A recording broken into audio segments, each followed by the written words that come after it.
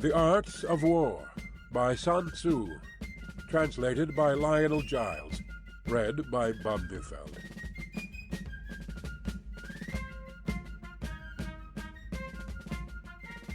Chapter 1. Laying Plans. The art of war is of vital importance to the state. It is a matter of life and death, a road either to safety or to ruin. Hence it is a subject of inquiry which can on no account be neglected. The art of war, then, is governed by 5 constant factors, to be taken into account in one's deliberations when seeking to determine the conditions obtaining in the field. These are the moral law, heaven, earth, the commander, method, and discipline. The moral law causes the people to be in complete accord with their ruler, so that they will follow him, regardless of their lives, undismayed by any danger. Heaven signifies night and day, cold and heat, times and seasons. Earth comprises distances, great and small, danger and security, open ground and narrow passes, the chances of life and death. The commander stands for the virtues of wisdom, sincerity, benevolence, courage, and strictness. Method and discipline are to be understood the marshalling of the army in its proper subdivisions, the graduations of rank among the officers, the maintenance of roads by which supplies may reach the army, and the control of military expenditure. These 5 heads should be familiar to every general. He who knows them will be victorious. He who knows them not will fail. Therefore, in your deliberations, when seeking to determine the military conditions, let them be made the basis of a comparison, in this wise. Which of the 2 sovereigns is imbued with the moral law? Which of the 2 generals has most ability? With whom lie the advantages derived from heaven and earth? On which side is discipline most rigorously enforced? Which army is stronger? On which side are officers and men more highly trained? In which army is there the greater constancy, both in reward and punishment? By means of these 7 considerations I can forecast victory or defeat. The general that hearkens to my counsel and acts upon it will conquer. Let such a one be retained in command. The general that hearkens not to my counsel, nor acts upon it, will suffer defeat. Let such a one be dismissed. While heeding the profit of my counsel, avail yourself also of any helpful circumstances over and beyond the ordinary rules. According as circumstances are favorable, one should modify one's plans.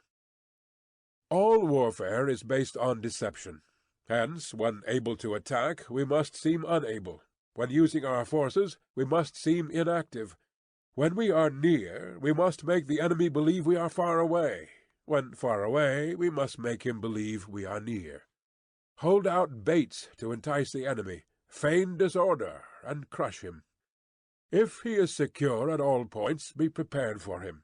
If he is in superior strength, evade him. If your opponent is of choleric temper, seek to irritate him. Pretend to be weak, that he may grow arrogant.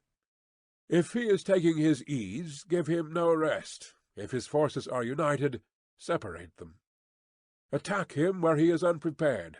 Appear where you are not expected. These military devices leading to victory must not be divulged beforehand. Now the general who wins a battle makes many calculations in his temple ere the battle is fought. The general who loses a battle makes but few calculations beforehand. Thus do many calculations lead to victory, and few calculations to defeat.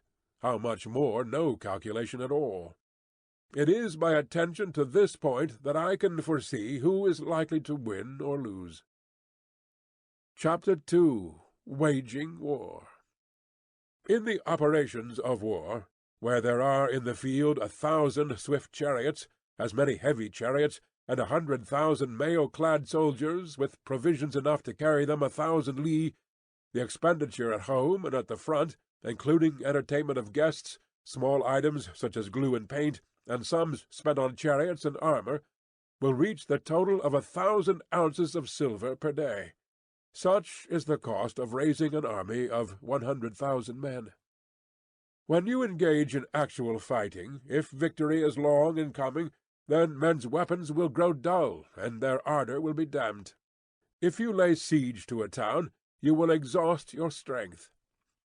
Again, if the campaign is protracted, the resources of the state will not be equal to the strain. Now, when your weapons are dulled, your ardor damped, your strength exhausted, and your treasure spent, other chieftains will spring up to take advantage of your extremity. Then no man, however wise, will be able to avert the consequences that must ensue. Thus, though we have heard of stupid haste in war, cleverness has never been seen associated with long delays. There is no instance of a country having benefited from prolonged warfare. It is only one who is thoroughly acquainted with the evils of war that can thoroughly understand the profitable way of carrying it on. The skilful soldier does not raise a second levy, neither are his supply wagons loaded more than twice. Bring war material with you from home, but forage on the enemy. Thus the army will have food enough for its needs. Poverty of the state exchequer causes an army to be maintained by contributions from a distance. Contributing to maintain an army at a distance causes the people to be impoverished. On the other hand, the proximity of an army causes prices to go up, and high prices cause the people's substance to be drained away.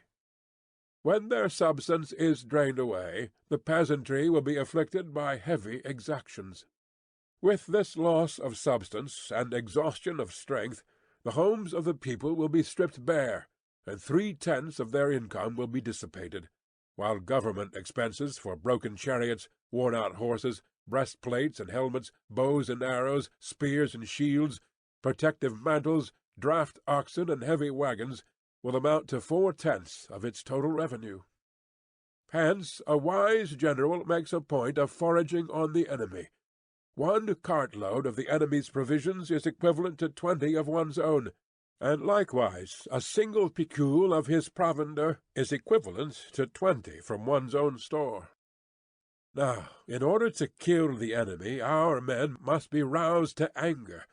That there may be advantage from defeating the enemy, they must have their rewards.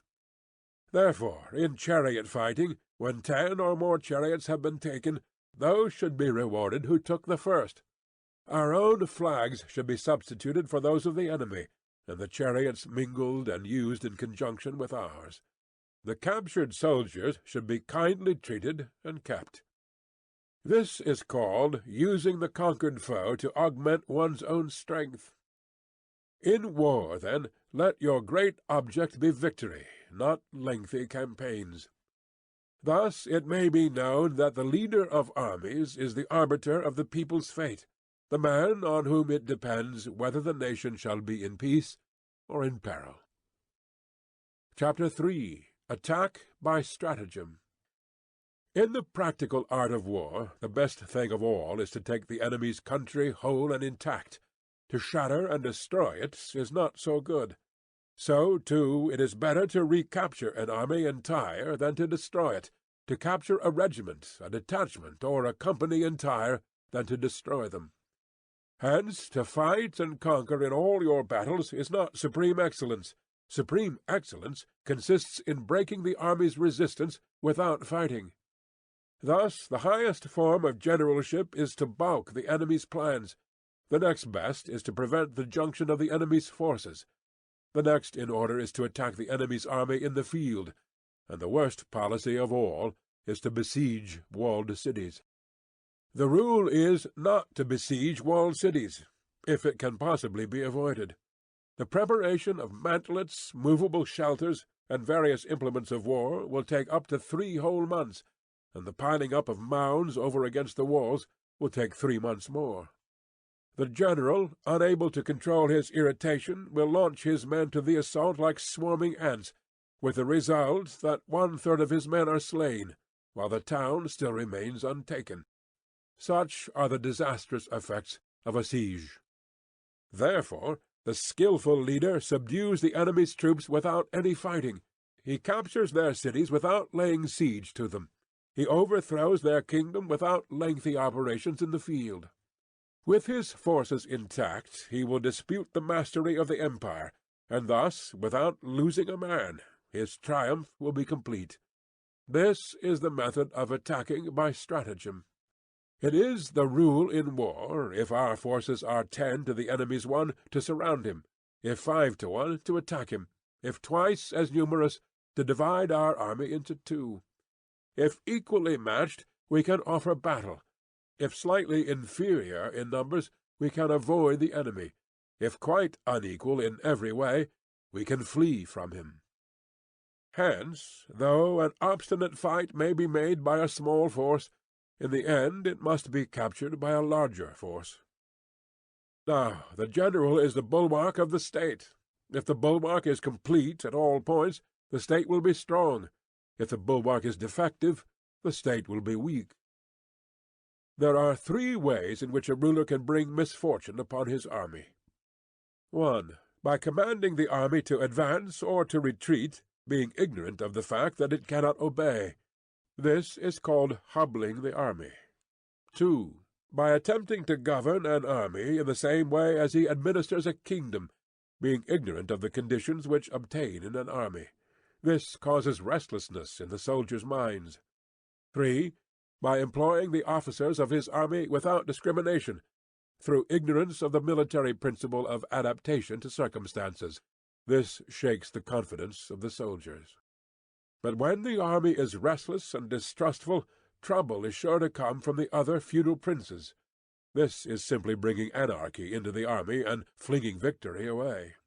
Thus we may know that there are 5 essentials for victory. He will win who knows when to fight and when not to fight. He will win who knows how to handle both superior and inferior forces. He will win whose army is animated by the same spirit throughout all its ranks. He will win who, prepared himself, waits to take the enemy unprepared. He will win who has military capacity, and is not interfered with by the sovereign. Hence the saying, "If you know the enemy, and know yourself, you need not fear the result of 100 battles. If you know yourself but not the enemy, for every victory gained you will also suffer a defeat. If you know neither the enemy nor yourself, you will succumb in every battle." Chapter 4. Tactical Dispositions. The good fighters of old first put themselves beyond the possibility of defeat, and then waited for an opportunity of defeating the enemy. To secure ourselves against defeat lies in our own hands, but the opportunity of defeating the enemy is provided by the enemy himself.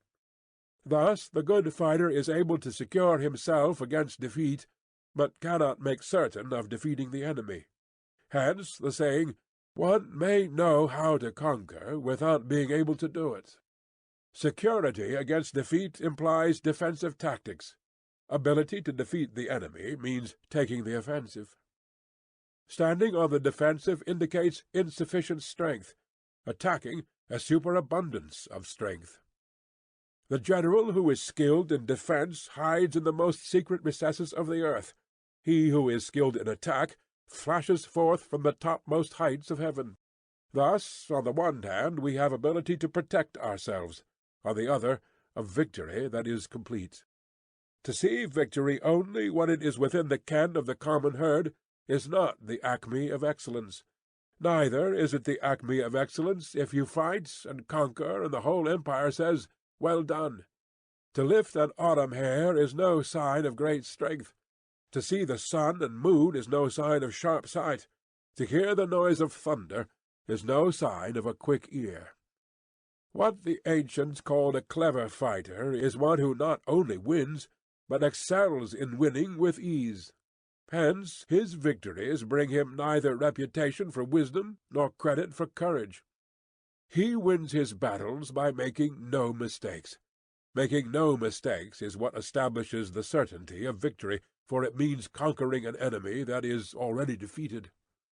Hence the skilful fighter puts himself into a position which makes defeat impossible, and does not miss the moment for defeating the enemy.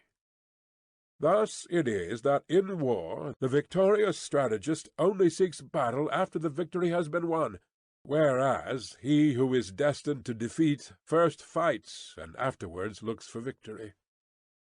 The consummate leader cultivates the moral law, and strictly adheres to method and discipline. Thus it is in his power to control success. In respect of military method, we have, firstly, measurement, secondly, estimation of quantity, thirdly, calculation, fourthly, balancing of chances, fifthly, victory.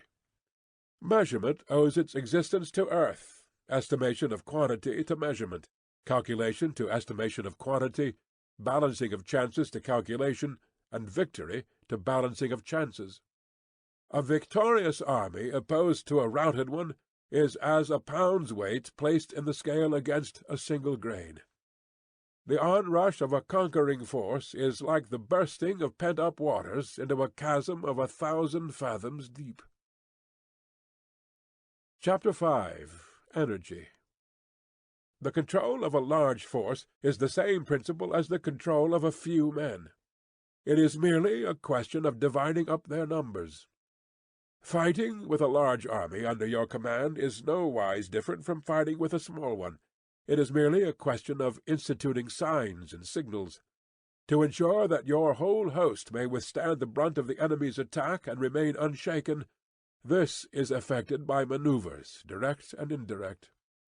That the impact of your army may be like a grindstone dashed against an egg, this is effected by the science of weak points and strong. In all fighting, the direct method may be used for joining battle, but indirect methods will be needed in order to secure victory. Indirect tactics, efficiently applied, are inexhaustible as heaven and earth, unending as the flow of rivers and streams. Like the sun and moon, they end, but to begin anew. Like the 4 seasons, they pass away to return once more. There are not more than 5 musical notes, yet the combinations of these 5 give rise to more melodies than can ever be heard. There are not more than 5 primary colors, blue, yellow, red, white, and black, yet in combination they produce more hues than can ever be seen. There are not more than 5 cardinal tastes, sour, acrid, salt, sweet, bitter, yet combinations of them yield more flavors than can ever be tasted. In battle there are not more than 2 methods of attack, the direct and the indirect, yet these 2 in combination give rise to an endless series of manoeuvres. The direct and the indirect lead on to each other in turn. It is like moving in a circle. You never come to an end. Who can exhaust the possibilities of their combination? The onset of troops is like the rush of a torrent, which will even roll stones along in its course. The quality of decision is like the well-timed swoop of a falcon, which enables it to strike and destroy its victim. Therefore, the good fighter will be terrible in his onset, and prompt in his decision. Energy may be likened to the bending of a crossbow, decision to the releasing of a trigger. Amid the turmoil and tumult of battle there may be seeming disorder, and yet no real disorder at all. Amid confusion and chaos your array may be without head or tail, yet it will be proof against defeat. Simulated disorder postulates perfect discipline, simulated fear postulates courage, simulated weakness postulates strength. Hiding order beneath the cloak of disorder is simply a question of subdivision. Concealing courage under a show of timidity presupposes a fund of latent energy. Masking strength with weakness is to be effected by tactical dispositions. Thus one who is skilful at keeping the enemy on the move maintains deceitful appearances, according to which the enemy will act. He sacrifices something, that the enemy may snatch at it. By holding out baits he keeps him on the march, then with a body of picked men he lies in wait for him. The clever combatant looks to the effect of combined energy, and does not require too much from individuals. Hence his ability to pick out the right men, and utilize combined energy. When he utilizes combined energy, his fighting men become, as it were, like unto rolling logs or stones.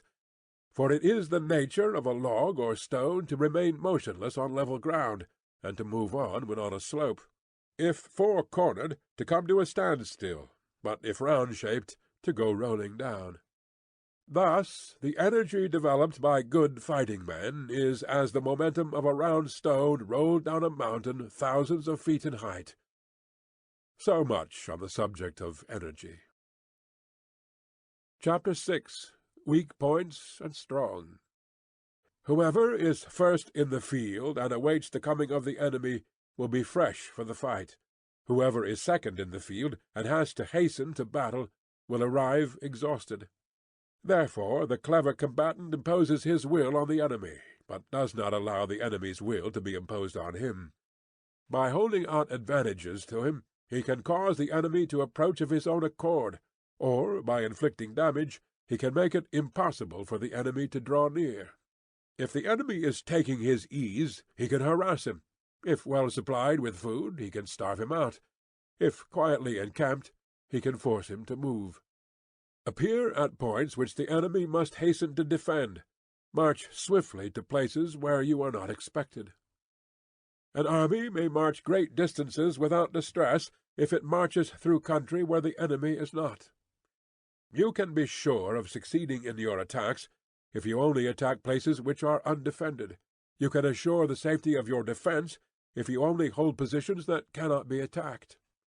Hence, that general is skilful in attack whose opponent does not know what to defend, and he is skilful in defence whose opponent does not know what to attack. O divine art of subtlety and secrecy!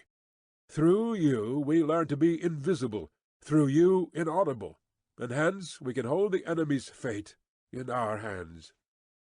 You may advance and be absolutely irresistible if you make for the enemy's weak points. You may retire and be safe from pursuit if your movements are more rapid than those of the enemy.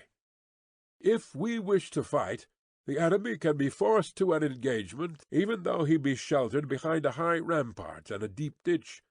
All we need do is attack some other place that he will be obliged to relieve. If we do not wish to fight, we can prevent the enemy from engaging us even though the lines of our encampment may be merely traced out on the ground. All we need do is to throw something odd and unaccountable in his way. By discovering the enemy's dispositions and remaining invisible ourselves, we can keep our forces concentrated, while the enemy's must be divided. We can form a single united body, while the enemy must split up into fractions. Hence there will be a whole pitted against separate parts of a whole, which means that we shall be many to the enemy's few. If we are able thus to attack an inferior force with a superior one, our opponents will be in dire straits. The spot where we intend to fight must not be made known, for then the enemy will have to prepare against a possible attack at several different points, and his forces being thus distributed in many directions, the numbers we shall have to face at any given point will be proportionately few. For should the enemy strengthen his van, he will weaken his rear. Should he strengthen his rear, he will weaken his van. Should he strengthen his left, he will weaken his right. Should he strengthen his right, he will weaken his left. If he sends reinforcements everywhere, he will everywhere be weak.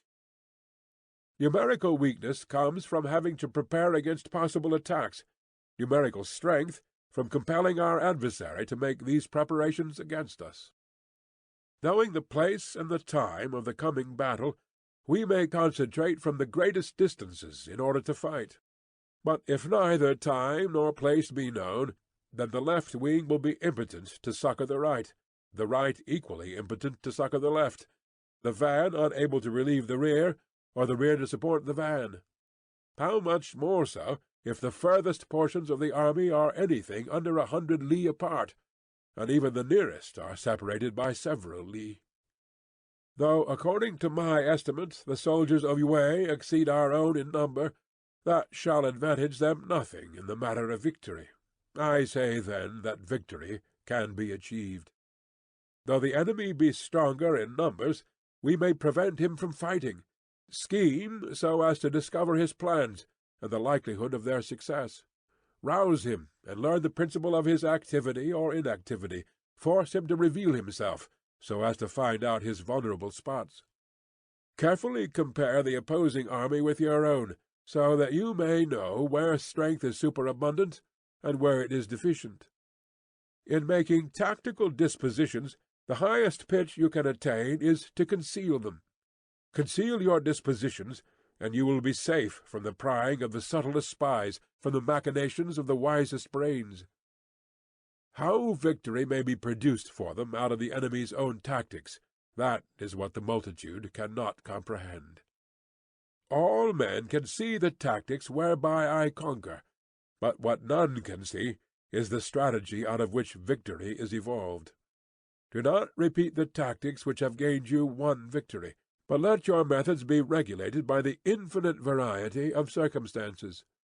Military tactics are like unto water, for water in its natural course runs away from high places, and hastens downwards. So in war, the way is to avoid what is strong, and to strike at what is weak. Water shapes its course according to the nature of the ground over which it flows. The soldier works out his victory in relation to the foe whom he is facing. Therefore, just as water retains no constant shape, so in warfare there are no constant conditions. He who can modify his tactics in relation to his opponent, and thereby succeed in winning, may be called a heaven-born captain. The 5 elements, water, fire, wood, metal, earth, are not always equally predominant. The 4 seasons make way for each other in turn. There are short days and long. The moon has its periods of waning and waxing. Chapter 7. Maneuvering. In war the general receives his commands from the sovereign. Having collected an army and concentrated his forces, he must blend and harmonize the different elements thereof before pitching his camp. After that comes tactical manoeuvring, than which there is nothing more difficult. The difficulty of tactical manoeuvring consists in turning the devious into the direct, and the misfortune into gain. Thus, to take a long and circuitous route, after enticing the enemy out of the way, and those starting after him, to contrive to reach the goal before him, shows knowledge of the artifice of deviation. Manoeuvring with an army is advantageous, with an undisciplined multitude most dangerous. If you set a fully equipped army in march in order to snatch an advantage, the chances are that you will be too late. On the other hand, to detach a flying column for the purpose involves the sacrifice of its baggage and stores. Thus, if you order your men to roll up their buff coats and make forced marches without halting day or night, covering double the usual distance at a stretch, doing 100 li in order to wrest an advantage, the leaders of all your 3 divisions will fall into the hands of the enemy. The stronger men will be in front, the jaded ones will fall behind, and on this plan only 1/10 of your army will reach its destination. If you march 50 li in order to outmaneuver the enemy, you will lose the leader of your first division, and only half your force will reach the goal. If you march 30 li with the same object, 2/3 of your army will arrive. We may take it, then, that an army without its baggage train is lost. Without provisions it is lost. Without basis of supply it is lost. We cannot enter into alliances until we are acquainted with the designs of our neighbors. We are not fit to lead an army on the march unless we are familiar with the face of the country, its mountains and forests, its pitfalls and precipices, its marshes and swamps. We shall be unable to turn natural advantage to account unless we make use of local guides. In war, practice dissimulation, and you will succeed. Whether to concentrate or to divide your troops must be decided by circumstances. Let your rapidity be that of the wind, your compactness that of the forest. In raiding and plundering be like fire, in immovability like a mountain. Let your plans be dark and impenetrable as night, and when you move, fall like a thunderbolt. When you plunder a countryside, let the spoil be divided amongst your men. When you capture new territory, cut it up into allotments for the benefit of the soldiery. Ponder and deliberate before you make a move. He will conquer who has learnt the artifice of deviation. Such is the art of manoeuvring. The Book of Army Management says, "On the field of battle the spoken word does not carry far enough. Hence the institution of gongs and drums. Nor can ordinary objects be seen clearly enough. Hence the institution of banners and flags. Gongs and drums, banners and flags, are means whereby the ears and eyes of the host may be focused on one particular point.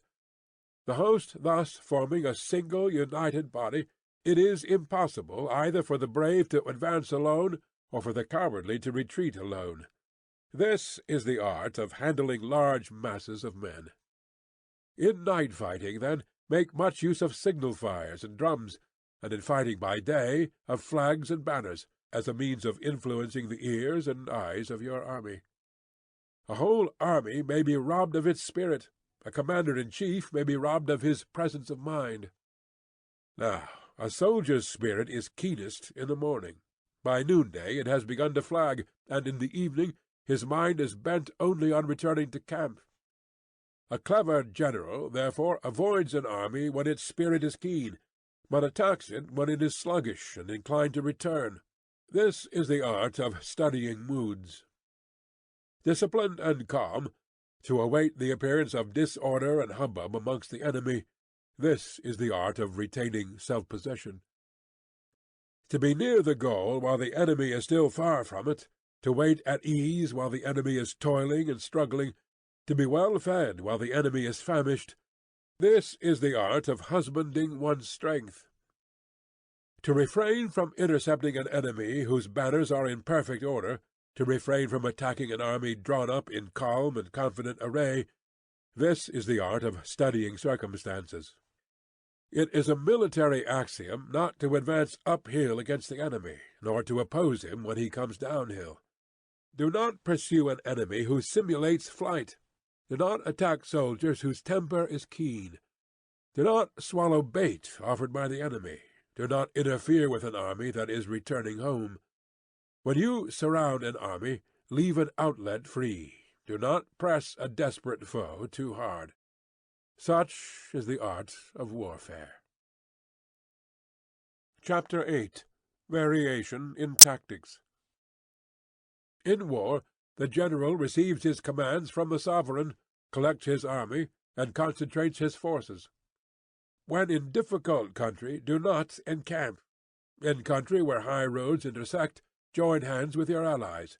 Do not linger in dangerously isolated positions. In hemmed-in situations, you must resort to stratagem. In desperate position, you must fight.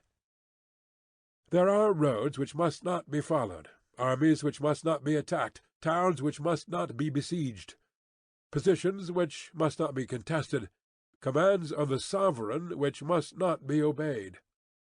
The general who thoroughly understands the advantages that accompany variation of tactics knows how to handle his troops. The general who does not understand these may be well acquainted with the configuration of the country, yet he will not be able to turn his knowledge to practical account. So, the student of war who is unversed in the art of war, of varying his plans, even though he be acquainted with the 5 advantages, will fail to make the best use of his men. Hence, in the wise leader's plans, considerations of advantage and of disadvantage will be blended together. If our expectation of advantage be tempered in this way, we may succeed in accomplishing the essential part of our schemes. If, on the other hand, in the midst of difficulties we are always ready to seize an advantage, we may extricate ourselves from misfortune. Reduce the hostile chiefs by inflicting damage on them, and make trouble for them, and keep them constantly engaged. Hold out specious allurements, and make them rush to any given point. The art of war teaches us to rely not on the likelihood of the enemy's not coming, but on our own readiness to receive him, not on the chance of his not attacking, but rather on the fact that we have made our position unassailable. There are 5 dangerous faults which may affect a general: recklessness, which leads to destruction; cowardice, which leads to capture; a hasty temper, which can be provoked by insults; a delicacy of honor which is sensitive to shame, over-solicitude for his men, which exposes him to worry and trouble. These are the 5 besetting sins of a general, ruinous to the conduct of war. When an army is overthrown and its leader slain, the cause will surely be found among these 5 dangerous faults. Let them be a subject of meditation. Chapter 9. The Army on the March. We come now to the question of encamping the army, and observing signs of the enemy. Pass quickly over mountains, and keep in the neighborhood of valleys. Camp in high places, facing the sun. Do not climb heights in order to fight. So much for mountain warfare. After crossing a river, you should get far away from it. When an invading force crosses a river in its onward march, do not advance to meet it in midstream. It will be best to let half the army get across, and then deliver your attack. If you are anxious to fight, you should not go to meet the invader near a river which he has to cross. Moor your craft higher up than the enemy, and facing the sun. Do not move upstream to meet the enemy. So much for river warfare. In crossing salt marshes, your sole concern should be to get over them quickly, without any delay. If forced to fight in a salt marsh, you should have water and grass near you, and get your back to a clump of trees. So much for operations in salt marshes. In dry, level country, take up an easily accessible position with rising ground to your right and on your rear, so that the danger may be in front, and safety lie behind. So much for campaigning in flat country. These are the 4 useful branches of military knowledge which enabled the Yellow Emperor to vanquish 4 several sovereigns. All armies prefer high ground to low, and sunny places to dark. If you are careful of your men and camp on hard ground, the army will be free from disease of every kind, and this will spell victory. When you come to a hill or a bank, occupy the sunny side, with the slope on your right rear. Thus you will at once act for the benefit of your soldiers, and utilize the natural advantages of the ground. When, in consequence of heavy rains up country, a river which you wish to ford is swollen and flecked with foam, you must wait until it subsides. Country in which there are precipitous cliffs with torrents running between, deep natural hollows, confined places, tangled thickets, quagmires, and crevices, should be left with all possible speed, and not approached. While we keep away from such places, we should get the enemy to approach them. While we face them, we should let the enemy have them on his rear. If in the neighborhood of your camp there should be any hilly country, ponds surrounded by aquatic grass, hollow basins filled with reeds, or woods with thick undergrowth, they must be carefully routed out and searched, for these are places where men in ambush or insidious spies are likely to be lurking. When the enemy is close at hand and remains quiet, he is relying on the natural strength of his position. When he keeps aloof and tries to provoke a battle, he is anxious for the other side to advance. If his place of encampment is easy of access, he is tendering a bait. Movement amongst the trees of a forest shows that the enemy is advancing. The appearance of a number of screens in the midst of thick grass means that the enemy wants to make us suspicious. The rising of birds in their flight is the sign of an ambuscade. Startled beasts indicate that a sudden attack is coming. When there is dust rising in a high column, it is the sign of chariots advancing. When the dust is low, but spread over a wide area, it betokens the approach of infantry. When it branches out in different directions, it shows that parties have been sent to collect firewood. A few clouds of dust moving to and fro signify that the army is encamping. Humble words and increased preparations are signs that the enemy is about to advance. Violent language and driving forward, as if to attack, are signs that he will retreat.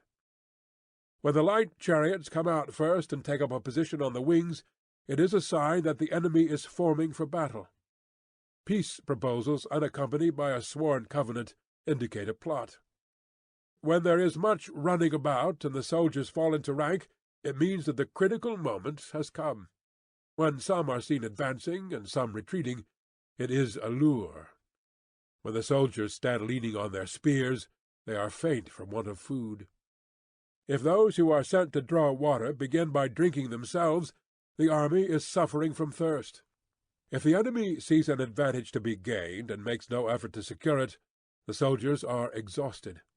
If birds gather on any spot, it is unoccupied. Clamour by night betokens nervousness. If there is disturbance in the camp, the general's authority is weak. If the banners and flags are shifted about, sedition is afoot. If the officers are angry, it means that the men are weary. When an army feeds its horses with grain and kills its cattle for food, and when the men do not hang their cooking pots over the campfires, showing that they will not return to their tents, you may know that they are determined to fight to the death. The sight of men whispering together in small knots, or speaking in subdued tones, points to disaffection amongst the rank and file. Too frequent rewards signify that the enemy is at the end of his resources. Too many punishments betray a condition of dire distress.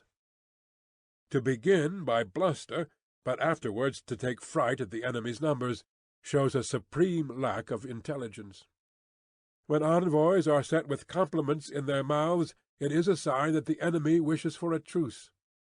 If the enemy's troops march up angrily and remain facing ours for a long time without either joining battle or taking themselves off again, the situation is one that demands great vigilance and circumspection.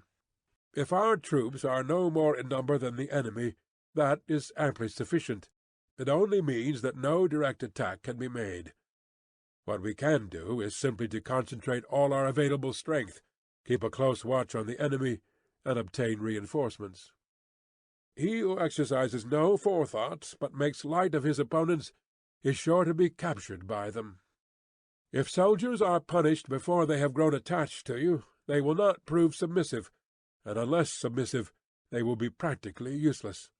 If, when the soldiers have become attached to you, punishments are not enforced, they will still be useless. Therefore, soldiers must be treated in the first instance with humanity, but kept under control by means of iron discipline. This is a certain road to victory. If, in training soldiers, commands are habitually enforced, the army will be well disciplined. If not, its discipline will be bad. If a general shows confidence in his men, but always insists on his orders being obeyed, the gain will be mutual. Chapter 10. Terrain. We may distinguish 6 kinds of terrain, to wit, accessible ground, entangling ground, temporizing ground, narrow passes, precipitous heights, positions at a great distance from the enemy. Ground which can be freely traversed by both sides is called accessible. With regard to ground of this nature, be before the enemy in occupying the raised and sunny spots, and carefully guard your line of supplies. Then you will be able to fight with advantage. Ground which can be abandoned but is hard to reoccupy is called entangling. From a position of this sort, if the enemy is unprepared, you may sally forth and defeat him. But if the enemy is prepared for your coming, and you fail to defeat him, then, return being impossible, disaster will ensue. When the position is such that neither side will gain by making the first move, it is called temporizing ground. In a position of this sort, even though the enemy should offer us an attractive bait, it will be advisable not to stir forth, but rather to retreat, thus enticing the enemy in his turn. Then, when part of his army has come out, we may deliver our attack with advantage. With regard to narrow passes, if you can occupy them first, let them be strongly garrisoned and await the advent of the enemy. Should the army forestall you in occupying a pass, do not go after him if the pass is fully garrisoned, but only if it is weakly garrisoned. With regard to precipitous heights, if you are beforehand with your adversary, you should occupy the raised and sunny spots, and there wait for him to come up. If the enemy has occupied them before you, do not follow him, but retreat and try to entice him away. If you are situated at a great distance from the enemy, and the strength of the two armies is equal, it is not easy to provoke a battle, and fighting will be to your disadvantage. These 6 are the principles connected with earth. The general who has attained a responsible post must be careful to study them. Now, the army is exposed to 6 several calamities, not arising from natural causes, but from faults for which the general is responsible. These are flight, insubordination, collapse, ruin, disorganization, rout. Other conditions being equal, if one force is hurled against another 10 times its size, the result will be the flight of the former. When the common soldiers are too strong and their officers too weak, the result is insubordination. When the officers are too strong and the common soldiers too weak, the result is collapse.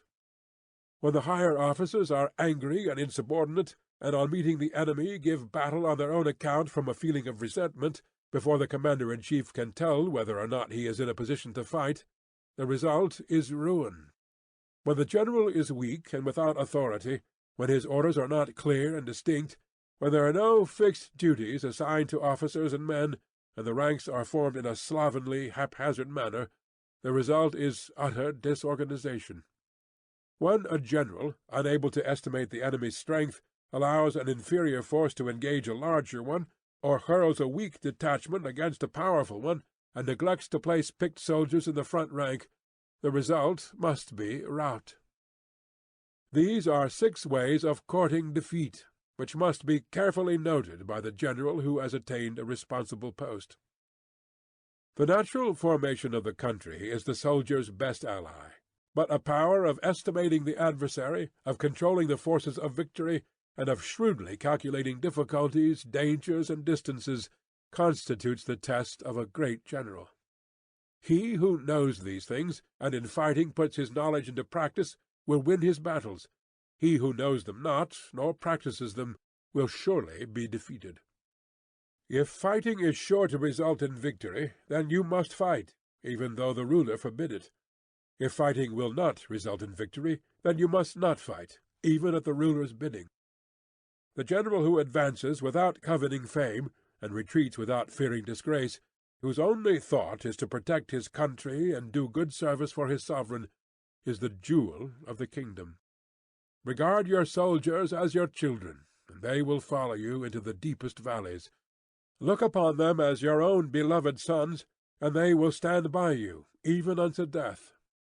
If, however, you are indulgent, but unable to make your authority felt, kind-hearted, but unable to enforce your commands, and incapable, moreover, of quelling disorder, then your soldiers must be likened to spoilt children. They are useless for any practical purpose. If we know that our own men are in a condition to attack, but are unaware that the enemy is not open to attack, we have gone only half-way towards victory. If we know that the enemy is open to attack, but are unaware that our own men are not in a condition to attack, we have gone only half-way towards victory. If we know that the enemy is open to attack, and also know that our men are in a condition to attack, but are unaware that the nature of the ground makes fighting impracticable, we have still gone only half-way towards victory.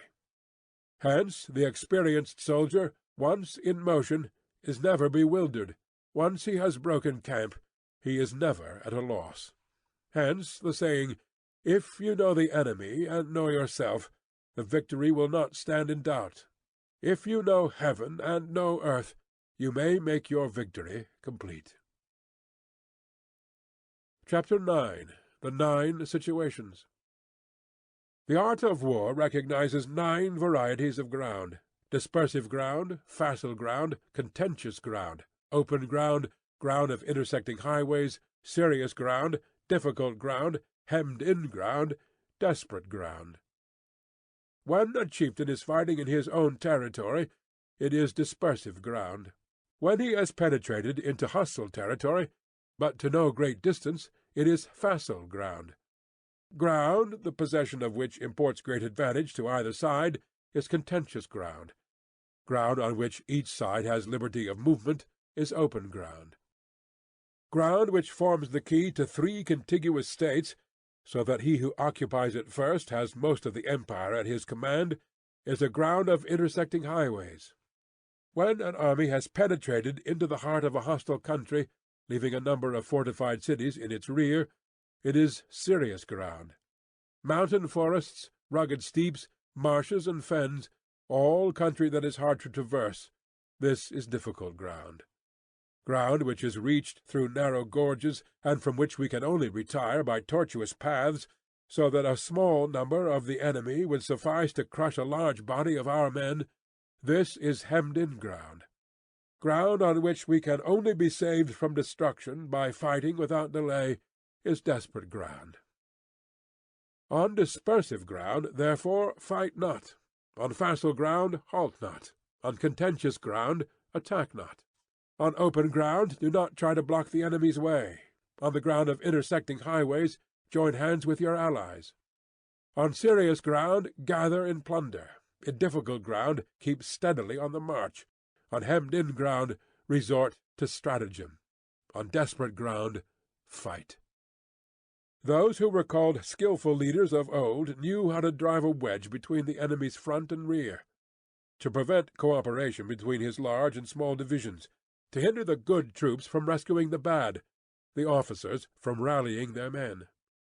When the enemy's men were united, they managed to keep them in disorder. When it was to their advantage, they made a forward move. When otherwise, they stopped still. If asked how to cope with a great host of the enemy in orderly array and on the point of marching to the attack, I should say, begin by seizing something which your opponent holds dear. Then he will be amenable to your will. Rapidity is the essence of war. Take advantage of the enemy's unreadiness. Make your way by unexpected routes, and attack unguarded spots. The following are the principles to be observed by an invading force. The further you penetrate into a country, the greater will be the solidarity of your troops, and thus the defenders will not prevail against you.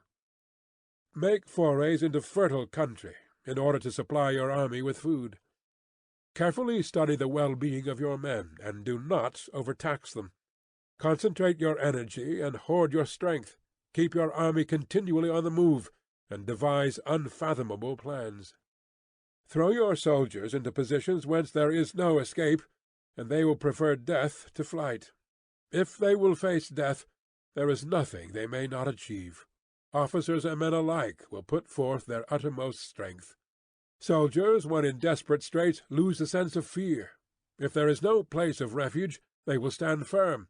If they are in hostile country, they will show a stubborn front. If there is no help for it, they will fight hard. Thus, without waiting to be marshalled, the soldiers will be constantly on the qui-vive. Without waiting to be asked, they will do your will.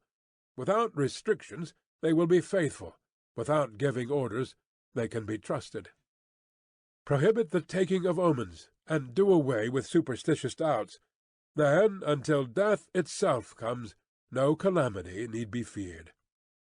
If our soldiers are not overburdened with money, it is not because they have a distaste for riches. If their lives are not unduly long, it is not because they are disinclined to longevity. On the day they are ordered out to battle, your soldiers may weep, those sitting up bedewing their garments, and those lying down letting the tears run down their cheeks. But let them once be brought to bay, and they will display the courage of a Chu or a Kuei. The skilful technician may be likened to the Shui Jan. Now, the Shui Jan is a snake that is found in the Chung Mountains. Strike at its head, and you will be attacked by its tail. Strike at its tail, and you will be attacked by its head. Strike at its middle, and you will be attacked by head and tail both. Asked if an army can be made to imitate the Shui Jan, I should answer yes. For the men of Wu and the men of Yue are enemies. Yet if they are crossing a river in the same boat, and are caught by a storm, they will come to each other's assistance, just as the left hand helps the right. Hence it is not enough to put one's trust in the tethering of horses and the burying of chariot wheels in the ground. The principle on which to manage an army is to set up one standard of courage which all must reach. How to make the best of both strong and weak, that is a question involving the proper use of ground. Thus the skilful general conducts his army just as though he were leading a single man willy-nilly by the hand. It is the business of a general to be quiet, and thus ensure secrecy, upright and just, and thus maintain order. He must be able to mystify his officers and men by false reports and appearances, and thus keep them in total ignorance. By altering his arrangements and changing his plans, he keeps the enemy without definite knowledge. By shifting his camp and taking circuitous routes, he prevents the enemy from anticipating his purpose. At the critical moment, the leader of an army acts like one who has climbed up a height and then kicks away the ladder behind him. He carries his men deep into hostile territory before he shows his hand. He burns his boats and breaks his cooking pots. Like a shepherd driving a flock of sheep, he drives his men this way and that, and nothing knows whither he is going.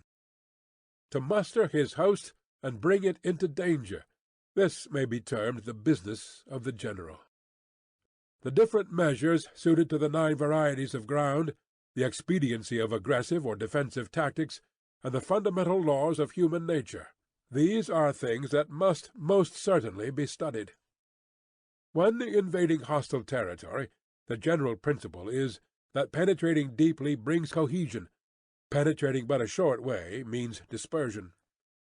When you leave your own country behind and take your army across the neighborhood territory, you find yourself on critical ground. When there are means of communication on all 4 sides, the ground is one of interesting highways. When you penetrate deeply into a country, it is serious ground. When you penetrate but a little way, it is facile ground. When you have the enemy's strongholds on your rear and narrow passes in front, it is hemmed-in ground. When there is no place of refuge at all, it is desperate ground. Therefore, on dispersive ground I would inspire my men with unity of purpose. On facile ground I would see that there is close connection between all parts of my army. On contentious ground I would hurry up my rear. On open ground I would keep a vigilant eye on my defences. On ground of interesting highways I would consolidate my alliances. On serious ground I would try to ensure a continuous stream of supplies. On difficult ground I would keep pushing on along the road. On hemmed-in ground I would block any way of retreat. On desperate ground I would proclaim to my soldiers the hopelessness of saving their lives, for it is the soldier's disposition to offer an obstinate resistance when surrounded, to fight hard when he cannot help himself, and to obey promptly when he has fallen into danger. We cannot enter into alliance with neighboring princes until we are acquainted with their designs. We are not fit to lead an army on the march unless we are familiar with the face of the country, its mountains and forests, its pitfalls and precipices, its marshes and swamps. We shall be unable to turn natural advantages to account unless we make use of local guides. To be ignored of any one of the following 4 or 5 principles does not befit a warlike prince. When a warlike prince attacks a powerful state, his generalship shows itself in preventing the concentration of the enemy's forces. He overawes his opponents, and their allies are prevented from joining against him. Hence he does not strive to ally himself with all and sundry, nor does he foster the power of other states. He carries out his own secret designs, keeping his antagonists in awe. Thus he is able to capture their cities and overthrow their kingdoms. Bestow rewards without regard to rule, issue orders without regard to previous arrangements, and you will be able to handle a whole army as though you had to do with but a single man. Confront your soldiers with the deed itself. Never let them know your design. When the outlook is bright, bring it before their eyes, but tell them nothing when the situation is gloomy. Place your army in deadly peril, and it will survive. Plunge it into desperate straits, and it will come off in safety. For it is precisely when a force has fallen into harm's way that it is capable of striking a blow for victory. Success in warfare is gained by carefully accommodating ourselves to the enemy's purpose. By persistently hanging on the enemy's flank, we shall succeed in the long run in killing the commander-in-chief. This is called ability to accomplish a thing by sheer cunning. On the day that you take up your command, block the frontier passes, destroy the official tallies, and stop the passage of all emissaries. Be stern in the council-chamber, so that you may control the situation. If the enemy leaves a door open, you must rush in. Forestall your opponent by seizing what he holds dear, and subtly contrive to time his arrival on the ground. Walk in the path defined by rule, and accommodate yourself to the enemy until you can fight a decisive battle. At first, then, exhibit the coyness of a maiden, until the enemy gives you an opening. Afterwards, emulate the rapidity of a running hare, and it will be too late for the enemy to oppose you. Chapter 12. The Attack by Fire. There are 5 ways of attacking with fire. The first is to burn soldiers in their camp. The second is to burn stores. The third is to burn baggage trains. The fourth is to burn arsenals and magazines. The fifth is to hurl dropping fire amongst the enemy. In order to carry out an attack, we must have means available. The material for raising fire should always be kept in readiness. There is a proper season for making attacks with fire, and special days for starting a conflagration. The proper season is when the weather is very dry.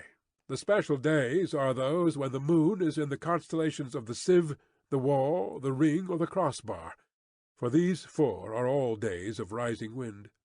In attacking with fire, one should be prepared to meet 5 possible developments. When fire breaks out inside the enemy's camp, respond at once with an attack from without. If there is an outbreak of fire, but the enemy's soldiers remain quiet, bide your time and do not attack. When the force of the flames has reached its height, follow it up with an attack, if that is practicable. If not, stay where you are. If it is possible to make an assault with fire from without, do not wait for it to break out within, but deliver your attack at a favorable moment. When you start a fire, be to windward of it. Do not attack from the leeward. A wind that rises in the daytime lasts long, but a night breeze soon falls. In every army, the 5 developments connected with fire must be known, the movements of the stars calculated, and a watch kept for the proper days. Hence, those who use fire as an aid to the attack show intelligence. Those who use water as an aid to the attack gain an accession of strength. By means of water, an enemy may be intercepted, but not robbed of all his belongings. Unhappy is the fate of one who tries to win his battles and succeed in his attacks without cultivating the spirit of enterprise, for the result is waste of time and general stagnation. Hence the saying, "The enlightened ruler lays his plans well ahead. The good general cultivates his resources." Move not unless you see an advantage. Use not your troops unless there is something to be gained. Fight not unless the position is critical. No ruler should put troops into the field merely to gratify his own spleen. No general should fight a battle simply out of pique. If it is to your advantage, make a forward move. If not, stay where you are. Anger may in time change to gladness. Vexation may be succeeded by content. But a kingdom that has once been destroyed can never come again into being, nor can the dead ever be brought back to life. Hence the enlightened ruler is heedful, and the good general full of caution. This is the way to keep a country at peace and an army intact. Chapter 13. The Use of Spies. Raising a host of 100,000 men and marching them great distances entails heavy loss on the people and a drain on the resources of the state. The daily expenditure will amount to 1,000 ounces of silver. There will be commotion at home and abroad, and men will drop down exhausted on the highways. As many as 700,000 families will be impeded in their labor. Hostile armies may face each other for years, striving for the victory which is decided in a single day. This being so, to remain in ignorance of the enemy's condition, simply because one grudges the outlay of 100 ounces of silver in honors and emoluments, is the height of inhumanity. One who acts thus is no leader of men, no present help to his sovereign, no master of victory. Thus, what enables the wise sovereign and the good general to strike and conquer, and achieve things beyond the reach of ordinary men, is foreknowledge. Now this foreknowledge cannot be elicited from spirits. It cannot be obtained inductively from experience, nor by any deductive calculation.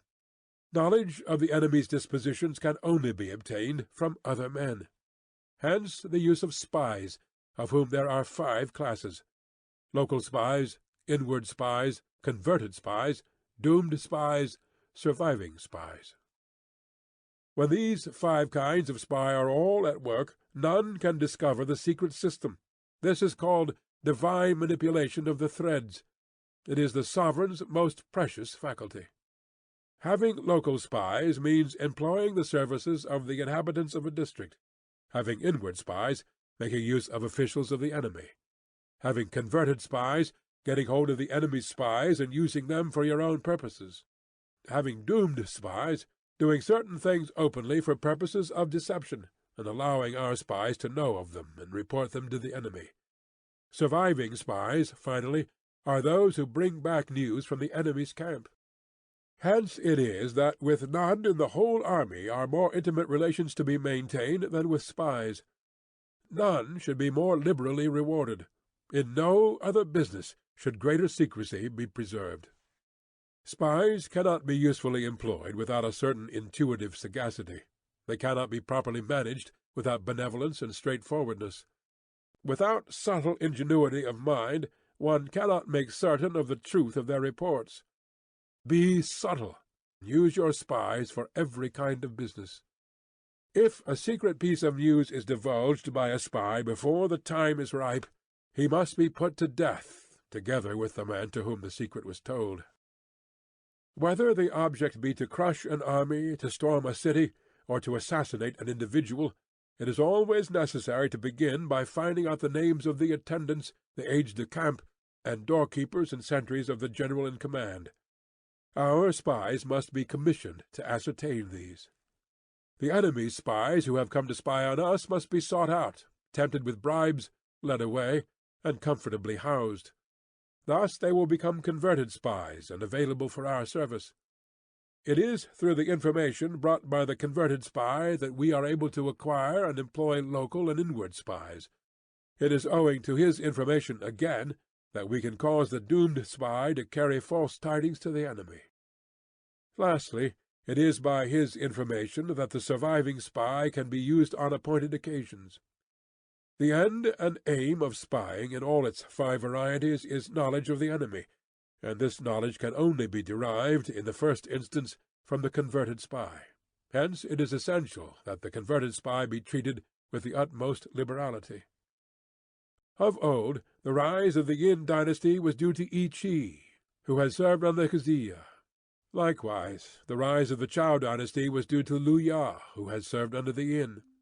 Hence it is only the enlightened ruler and the wise general who will use the highest intelligence of the army for purposes of spying, and thereby they achieve great results. Spies are a most important element in war, because on them depends an army's ability to move. End of The Art of War by Sun Tzu.